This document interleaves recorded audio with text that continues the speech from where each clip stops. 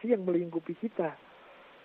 Tapi kalau kita mau berpikir, nah kita akan bisa nanti mengkoreksi diri kita.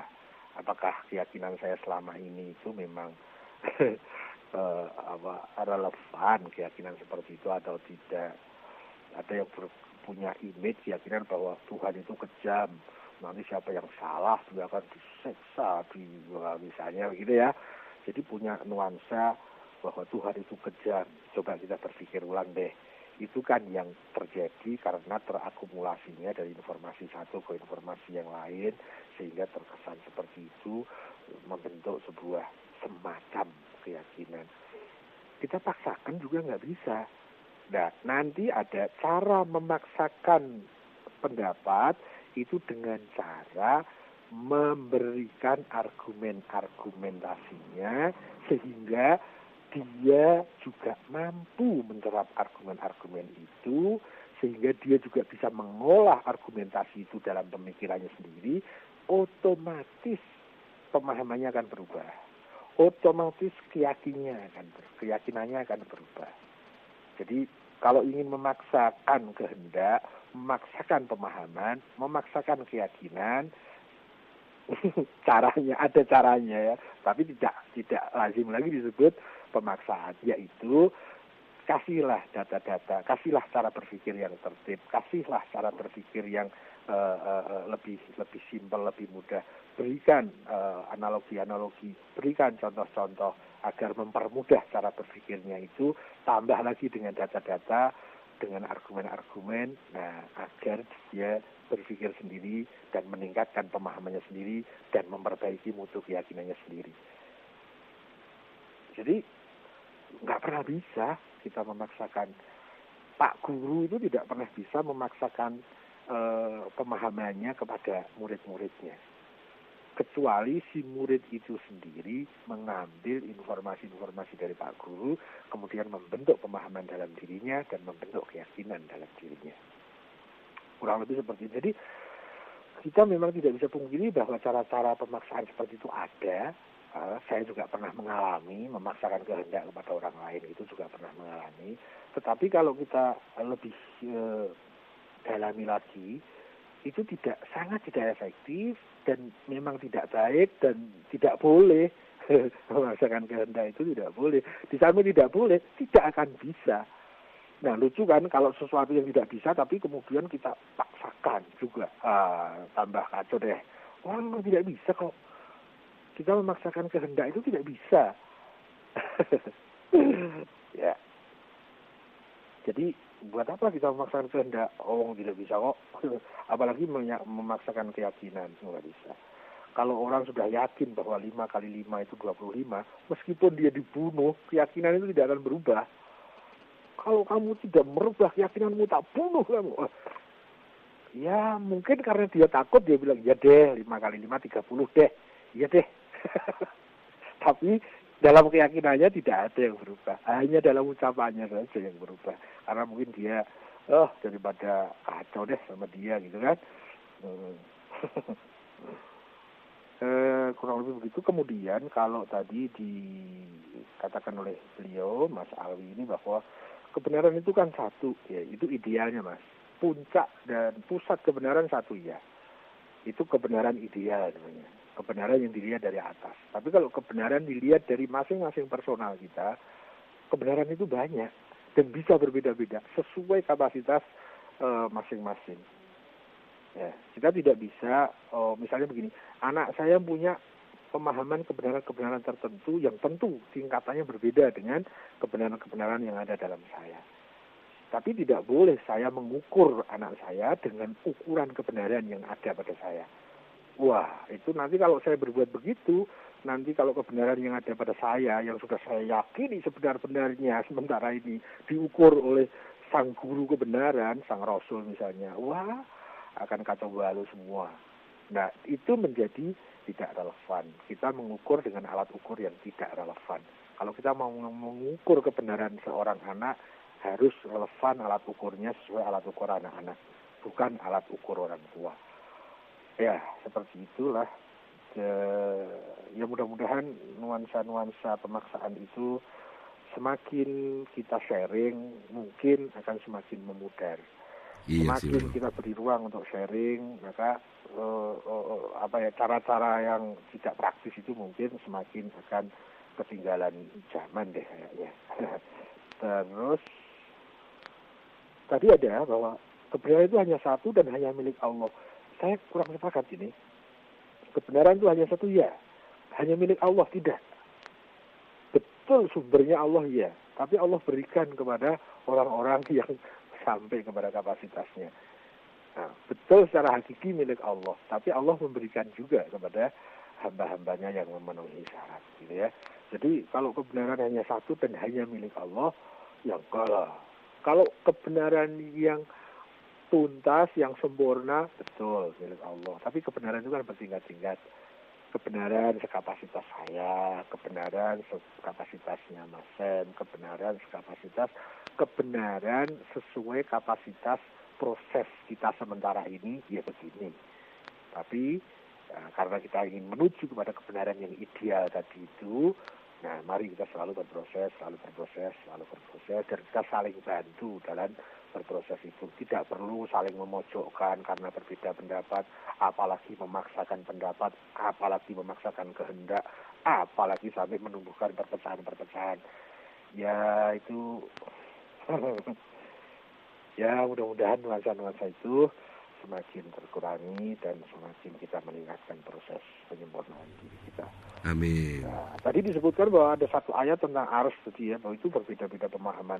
Iyalah, itu yang satu ayat ditafsiri oleh orang yang relevan dan memenuhi syarat sebagai ahli tafsir saja.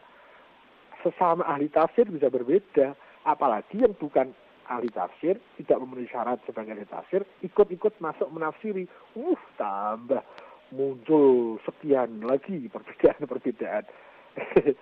Kalau perbedaan yang ada pada para ahli tafsir itu masih dalam koridornya. Tapi kalau tidak memenuhi syarat menafsir, ikut-ikut menafsir, itu sudah sama sekali tidak relevan. Dia melampaui batas dirinya. Dan kayaknya itu yang lebih banyak terjadi. Saya pernah terjebak ke hal yang seperti itu cukup lama. Ya sekarang jadi penakut kalau mau masuk ke ayat. Kayaknya begitu Mas Alwi, terima kasih ya. Mudah-mudahan tidak puas dan kayaknya masih ada sebetulnya yang belum tersentuh. Iya. Dan kelihatannya Siwo harus istirahat dulu Siwo. Jadi ini keren nih tenggorokan ya. Iya makanya. Ya. Monggo. Salam ke Siwo Putri ya Siwo. Salam ke Siwo Putri. Monggo Siwo. Kita istirahat dulu di sesi ini. Ya, waalaikumsalam warahmatullahi wabarakatuh. Baik Magic Listener, kita memasuki sesi berikutnya.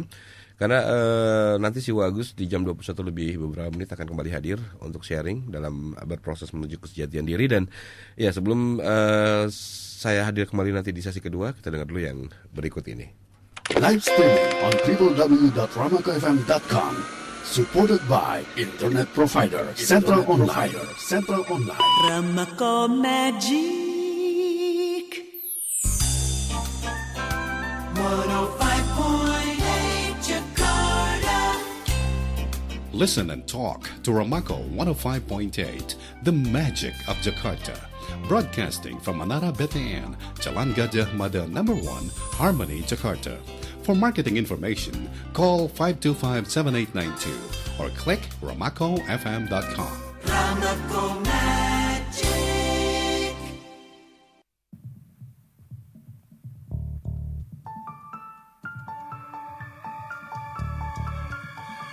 Ku harapkan cintamu dalam cinta suci hanyalah padamu ya Rabbi. Ku harapkan cintamu dalam cinta suci hanyalah padamu ya Rabbi. Ku harapkan cintamu dalam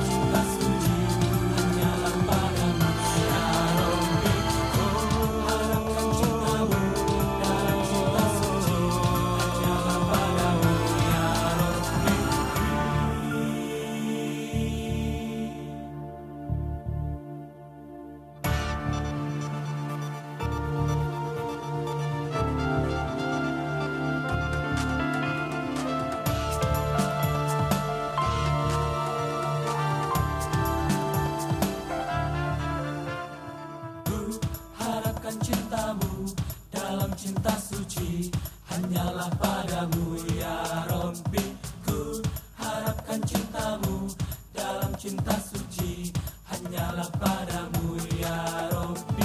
Ku harapkan cinta suci padamu ya Rabbi. Ku harapkan cinta suci hidayah suci ya Rabbi. Bersumber dari tetes cinta suci, mekar dan mewangi di dalam diri ya Rabbi. Kau utus Muhammad, insan pilihan, lepas ikat diri dari lembah kejahilian.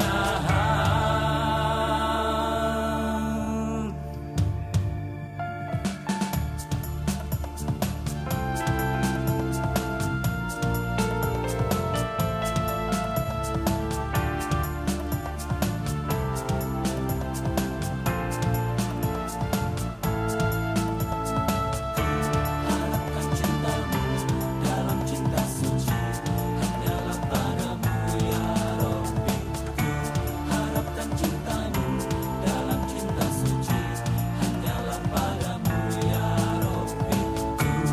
Harapkan cinta suci-Mu, ku impikan hidayah suci-Mu, bersumber dari tetes cinta suci, mekar dan mewangi di dalam diri ya Rabbi. Ramako 105.8 The Magic of Jakarta. Baik Magic Listener, kita masuk ke sesi berikutnya, sesi kedua. Dan masih bersama saya Indra Samudra dan teman sharing kita Siwo Agus Hidayat. Assalamualaikum Siwo. Waalaikumsalam warahmatullahi wabarakatuh. Iya, berbicara masalah tukar menukar Siwo. Sekarang giliran saya yang beristirahat dan Siwo yang membaca. Saya bacakan SMS Siwo ya. Udah dilanjut tuh, tukar-tukar tak ayo. Tukar-tukaran ya. Tukar apa ayo. Oke, Siwo, saya coba bacakan dari SMS yang masuk. Ini yang pertama dari siapa ini? Waduh, dari Libroyo di Kediri. Oh, bukan. Ini banyak yang terputus-putus soalnya ini SMS-nya. Jadi karena mengirim dua part atau dua bagian, jadi banyak yang terputus. Oke, saya coba bacakan. Siwo, saya sepakat bahwa kita diberi kehendak bebas, tapi kita bukanlah Tuhan atas kehendak bebas kita sendiri. Kita Tetapi saya ulangi ya Siwo ya. Saya sepakat bahwa kita diberi kehendak bebas, tapi kita bukanlah Tuhan atas kehendak bebas kita sendiri. kita bukanlah Tuhan. Atas kehendak bebas kita sendiri. Kita tidak sedang memilih baik dan buruk, tapi kita sedang dipaksa untuk baik. Sebab buruk bukanlah satu pilihan. Dari Awi di Bekasi. Oh tadi Mas. Aha, ya itu. Kemudian ada ini yang request lagu nanti ya. Ada namanya hampir sama ini, ada Sam di Tangerang.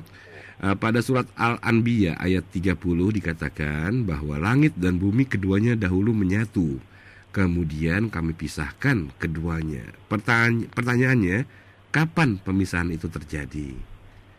Itu dari Syam di Tangerang. Kemudian juga ada ini ada yang iseng sih, Wo. Katanya nanya ke Siwo ini. Kalau misalkan Mas Sam dulu waktu ke rumah Siwo makanya sedikit apa banyak? Oh, maksudnya sayanya. Iya, nanya ke Siwo. Saya waktu ke rumah Siwo makanya dikit apa banyak? Oke, terima kasih ya untuk joke-nya. Intermezzo tuh. Intermezzonya. Kemudian ini ada Luli di Kemayoran. Assalamualaikum Siwo. Apa hal yang penting yang membuat kita harus memilih Islam? Kalau tiap pemeluk agama lain juga bisa masuk surga. Nah, jadi kelebihan-kelebihannya ya. Kemudian juga ini dari sebentar ini. Waduh, panjang sekali. Oke, satu lagi mungkin Siwo ya. Sebelum kita angkat telepon, dari Iyas di Jakarta Selatan. Assalamualaikum Siwo. ibadah itu dari hamba untuk Allah atau dari Allah untuk hamba? Ini simpel pertanyaannya. Dari hamba Untuk Allah atau dari Allah untuk hamba? atau dari Allah untuk hamba ya. Iya, baik. Silakan 6332705, 6332706 kembali saya buka. Assalamualaikum. Waalaikumsalam warahmatullahi wabarakatuh. Dengan siapa ini? Dengan Mas Din di Pulau Mas Batu. Din, apa kabar Mas Din? Dino Irama. Alhamdulillah baik Mas Din. Baik, silakan ya Mas. Dino Irama. Ini Dino Terima Irama. kasih Mas Indra Samudra yang ganteng. Aduh, alhamdulillah. Assalamualaikum Siwo. Waalaikumsalam warahmatullahi wabarakatuh. Begini Siwo, saya ingin bertanya saja, benarkah orang yang belum menunaikan ibadah haji itu Islamnya belum sempurna Siwo?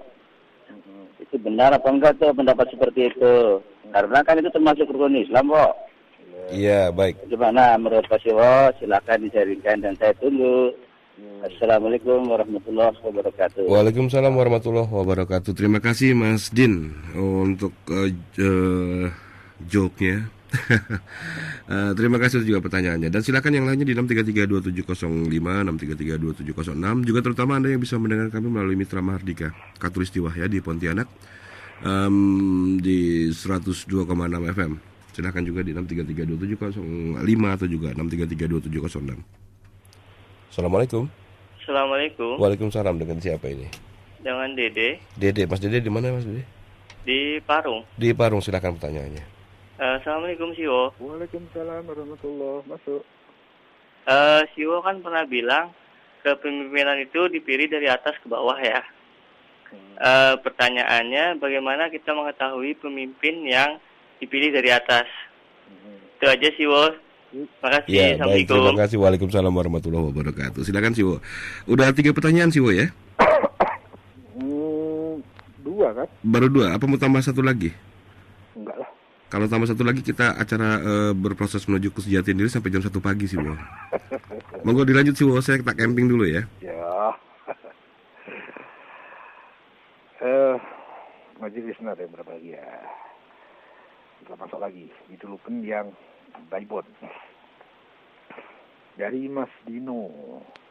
Pertanyaannya,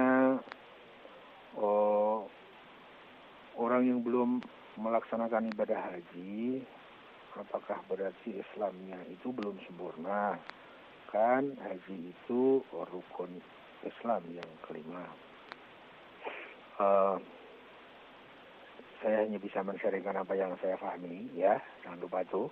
Saya bukan narasumber, bukan rujukan. Saya juga tidak sedang mewakili pihak manapun, apalagi mewakili kebenaran, apalagi mewakili Islam. Boro-boro, saya juga masih sangat butuh adanya revisi-revisi dan perbaikan-perbaikan selalu. Saya punya pemahaman begini. Orang yang belum haji, apakah Islamnya belum sempurna? Pasti belum. Saya bisa memastikan belum. Orang yang sudah haji juga belum pasti sempurna gitu loh maksudnya. Apalagi yang belum.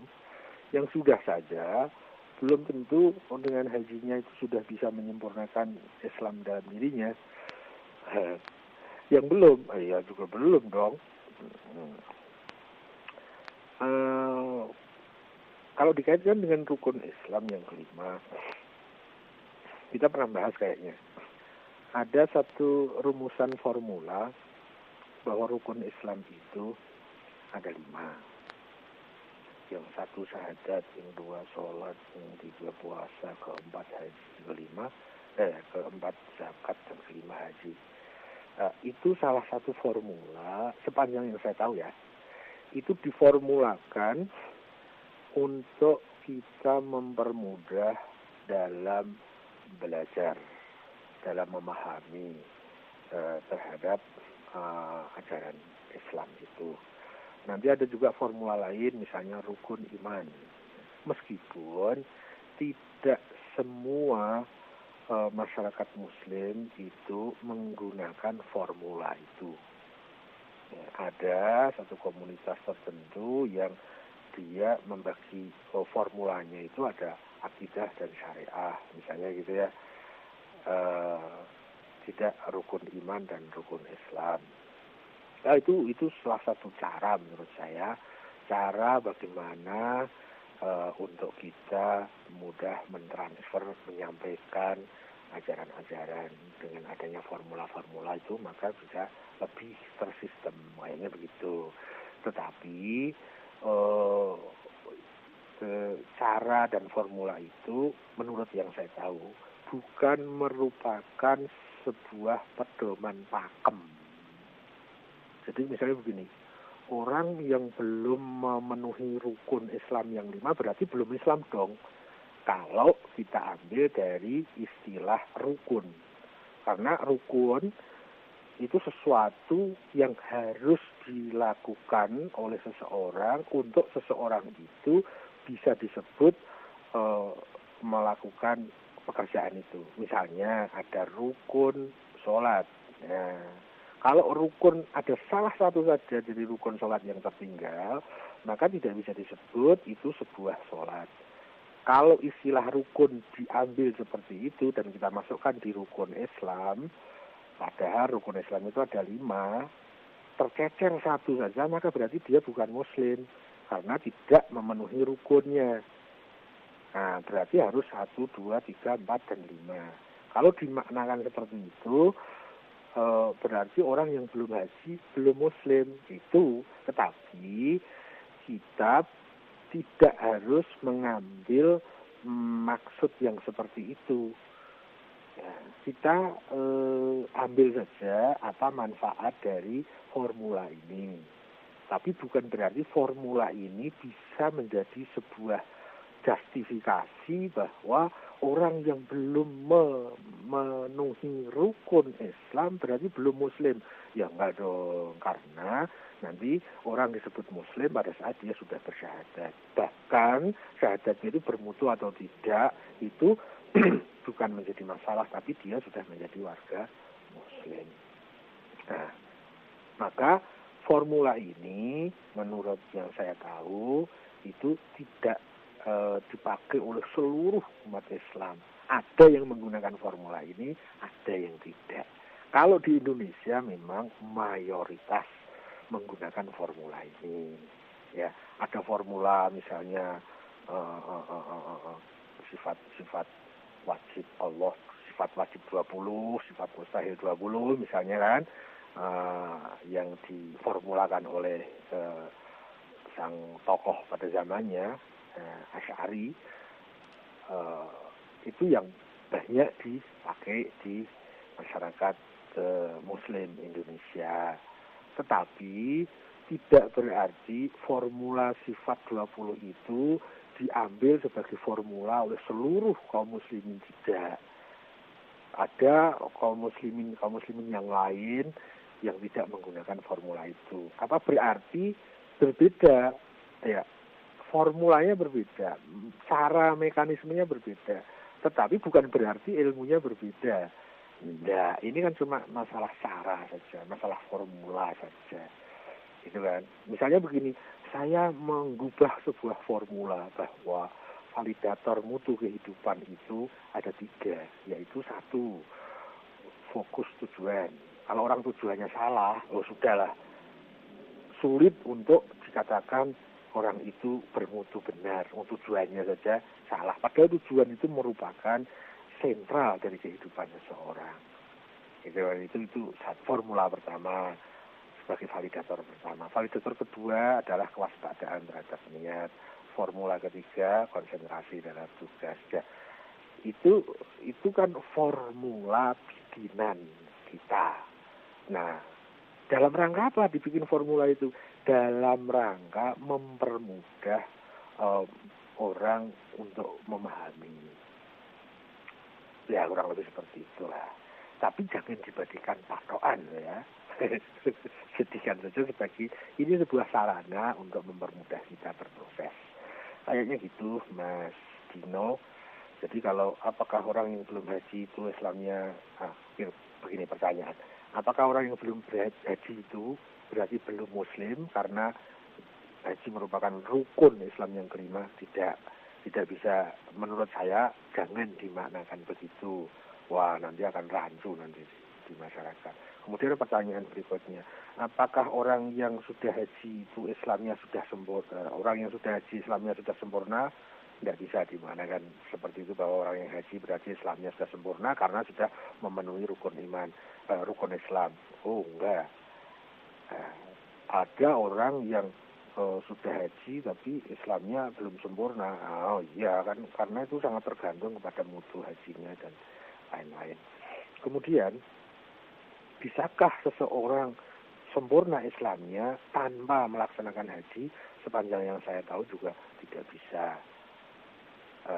Jadi haji itu merupakan salah satu momentum peribadatan yang luar biasa yang bisa membawa percepatan kesempurnaan seseorang sangat luar biasa kalau hajinya bermutu.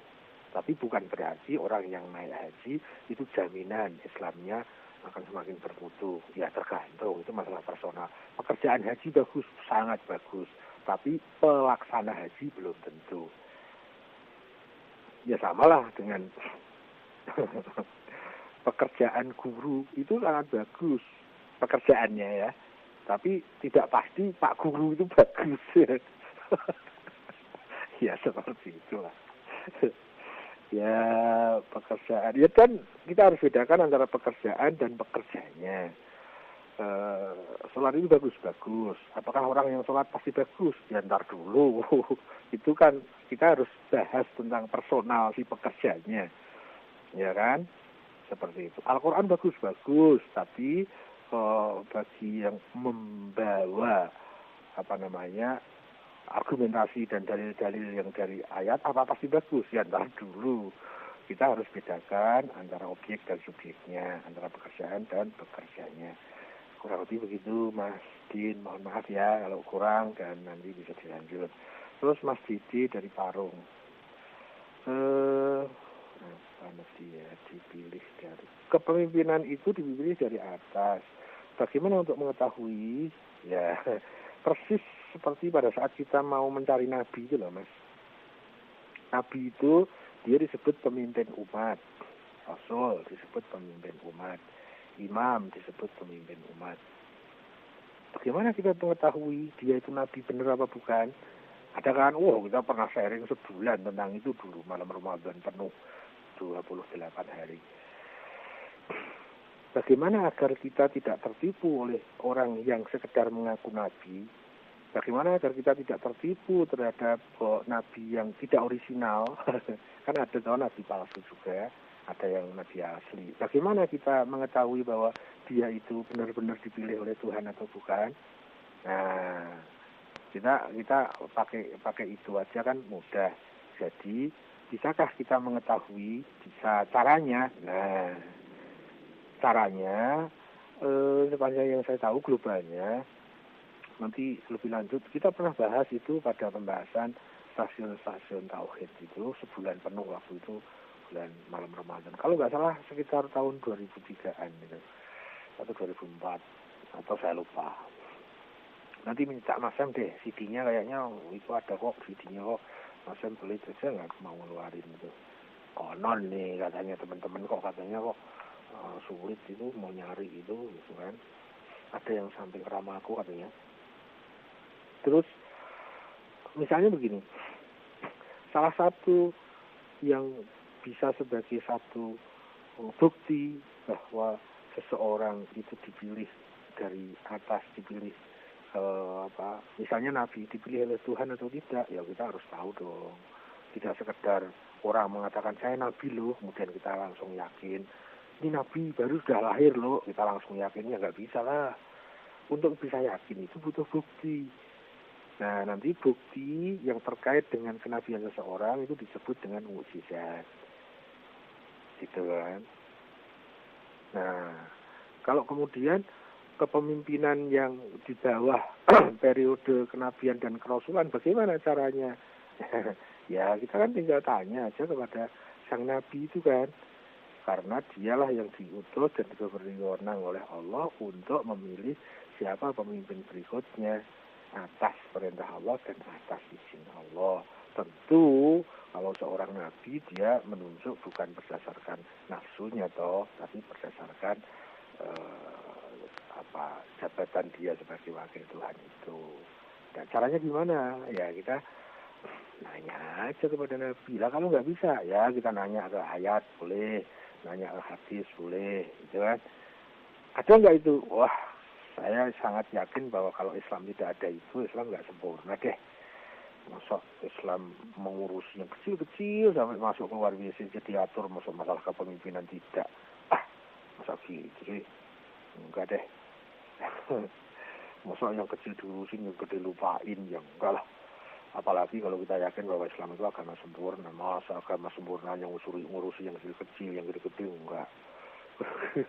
Padahal seberapa sih manfaat dan seberapa sih primernya masalah masuk keluar toilet itu kok sampai diatur, seberapa pengaruhnya kepada kehidupan kita dan masa depan kita. Lalu kita bandingkan kira-kira apa ya manfaatnya, apa pengaruhnya untuk diri kita dan masa depan kita, bukan hanya personal tapi yang berupa masyarakat, kaum dan umat ini kalau dikaitkan dengan masalah kepemimpinan. Kita kan sangat mudah kan membedakan. Masuk pakai baju gimana, masuk keluar rumah diatur. Masuk hal yang sepenting kepemimpinan tidak diatur sih dalam Islam. Enggak lah. Kayaknya begitu. Jadi terus bagaimana cara mengetahuinya? Silakan pesan kaset sama Mas Sam. Ada CD-nya kok yang itu kok. Dan agak detail kayaknya karena waktu 30 hari. Sama Mas Sam juga tuh kayaknya. Apanya sih, Wo? Iya waktu itulah, jangan pura-pura lupa lah. Oh, yang dulu itu sih, Wo ya. Berarti masih dalam keluarga Islami ya, sih, Wo ya? Oh iya, masih judulnya keluarga Islami. Saya soalnya agak bingung. Ada beberapa yang menanyakan tentang CD, tapi di acara berproses ini. Jadi asumsi saya adalah bahwa CD yang dibutuhkan adalah CD yang berproses menuju kesejahteraan diri. Kalau memang juga terdata kan? Gimana sih, Wo? Terdata kan itu? Ada di ruang produksi ada. Itu ada loh yang mau nulis itu loh Mas Sam, mau dikasih fasilitas. Oh gitu. Oh, ada yang mau menyediakan tenaganya untuk mentranslate dalam bahasa tulisan. Iya. Kan, yang jadi masalah kan sekarang anak cucu dah. Siwo. Ya. Yang jadi masalah adalah kan kesanggupan sampean, Siwo. Yang jadi masalah adalah kesanggupan dari sampean bisa apa enggaknya, itu aja. Bisa menulis? Bukan, bisa untuk dipublikasikan, itu saja kan yang susah. Oh. Gitu. Ya udah deh. Monggo lah terserah Anda. Ya. Ya gimana, masih ada pertanyaan sih, Wo?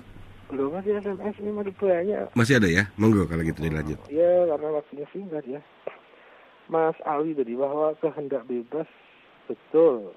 Kita punya kehendak bebas, tapi kehendak bebas itu kita bukan Tuhan dari kehendak bebas itu.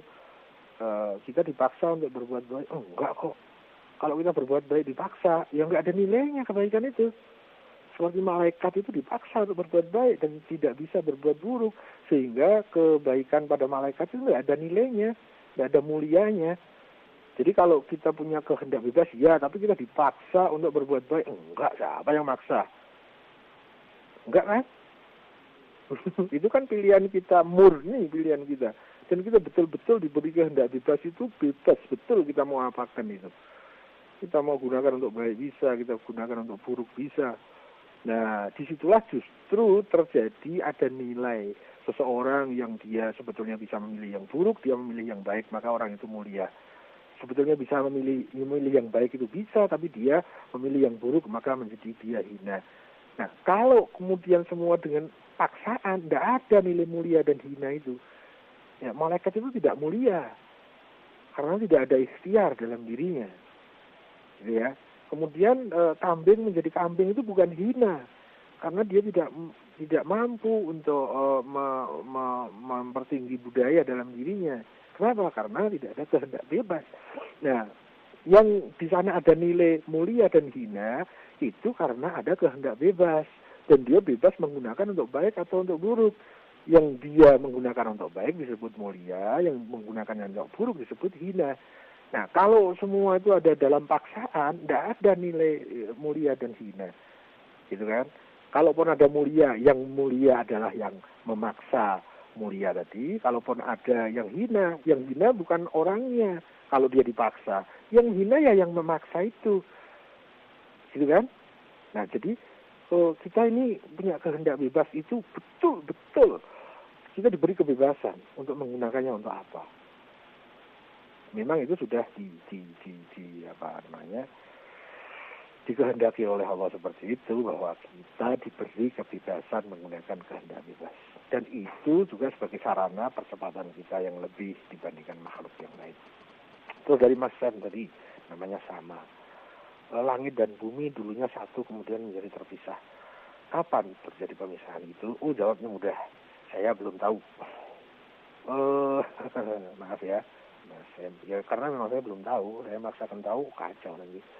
Kemudian dari Mas atau Mbak Luli, apakah kelebihan Islam sehingga Islam menjadi agama yang dipilih? Banyak sih ya. Khususnya menurut saya kelebihan Islam dibandingkan pemahaman saya ya, dibatasi oleh pemahaman saya. Kenapa saya milih Islam? Karena saya mendapati ada kelebihan di dalam ajaran Islam dibandingkan yang lain. Pertama, ada pada sistem ketuhanan, ya, yaitu tentang keesaan Tuhan. Kita kan sering bahas bahwa satu dengan kesatuan itu beda. Itu kemudian kepada kedetailan penjelasan sampai kepada jurisprudensi hukum. Jadi begitu lengkapnya, dan itu coba deh cari yang lain. Sampai hukum A begini, hukum B, hukum masuk keluar rumah, itu semua undang-undangnya komplit. Coba deh cari di agama yang lain. Bukan berarti kalau orang beragama lain maka dia tidak berhak surga, tidak. Yang menjadi nanti nilai orang terkait dengan surga atau tidak, itu bukan bajunya mana, nama agamanya apa, tidak. Sepanjang yang saya tahu, bagaimana proses perjuangan penyempurnaan diri masing-masing. Kalau orang itu selalu menyempurnakan diri, meskipun dia belum punya agama apapun, tapi dia dalam proses penyempurnaan diri dan belum sampai menemukan agama, dia sudah mati, dia orang baik. Ya. Tapi kalau orang sejak kecil beragama, tapi agamanya hanya agama nemu, agama warisan, agama lingkungan, agama nenek moyang, agama ikut-ikutan, agama apalagi fanatik tanpa paham, coba bayangkan. Mana yang lebih baik? Orang yang selalu mencari kebenaran, belum ketemu, tapi jatah hidupnya sudah habis, dia harus melanjutkan ke alam berikutnya. Ada orang yang sejak kecil dia lingkungan yang beragama, sampai dia tanpa belajar, tanpa apa ya, dia fanatik dengan agama itu, bahkan dia suka menghakimi orang yang berbeda agama hanya sekedar karena dia punya atribut bahwa dia beragama. Enggak gitu deh. Kayaknya yang akan dinilai kita itu adalah ikhtiar penyempurnaan diri kita. Sampai hasil manapun itu menurut saya bukan primer penilaian di situ, tapi primernya adalah seberapa besar keseriusan, kesungguhan seseorang dalam berikhtiar selalu mencari kebenaran yang lebih tinggi. Kayaknya begitu deh. Jadi apakah setiap orang Islam pasti masuk surga? Enggak kan? Kalau dia Islamnya ngaco, apalagi malah jadi iklan-iklan Islam yang buruk sehingga Islam menjadi tercemar, citranya hancur. Nah, gimana tuh? Jadi yang menjadi alat ukur seseorang masuk surga atau tidak itu bukan sekedar nama agamanya apa, tetapi bagaimana kepribadian dia menyempurnakan diri. Ya, kayaknya begitu. Terus yang terakhir, ibadah itu dari hamba untuk Tuhan atau dari Allah untuk hamba? Sepanjang yang saya tahu, ibadah itu dari hamba untuk hamba.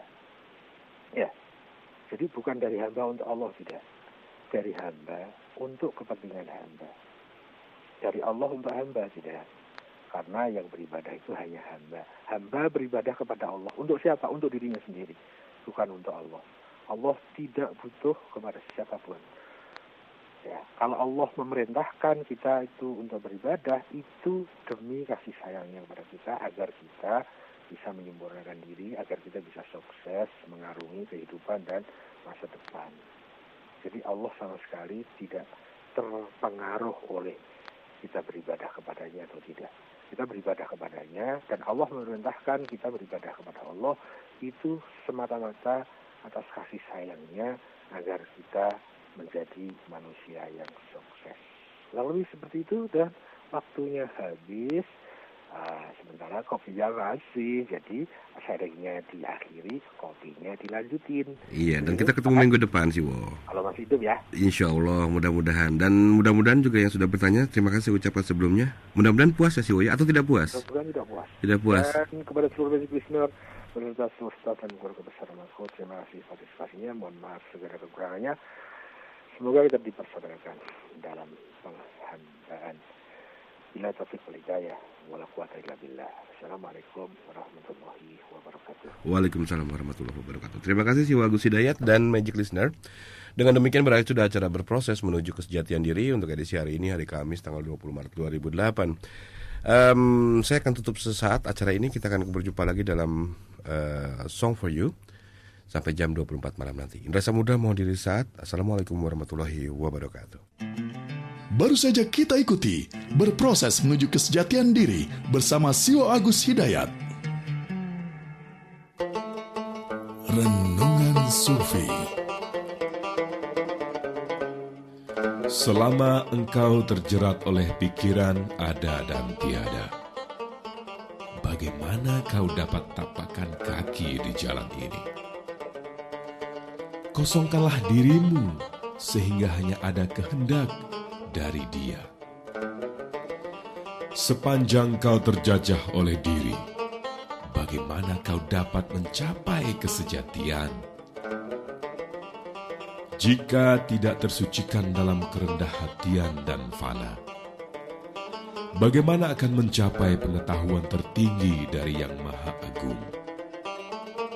Dalam cermin Sang Kekasih, Tuhan, Sufi melihat sang diri, dan dalam cermin diri melihat sifat-sifat dan tanda-tanda Sang Kekasih. Dari Fariduddin Adhar.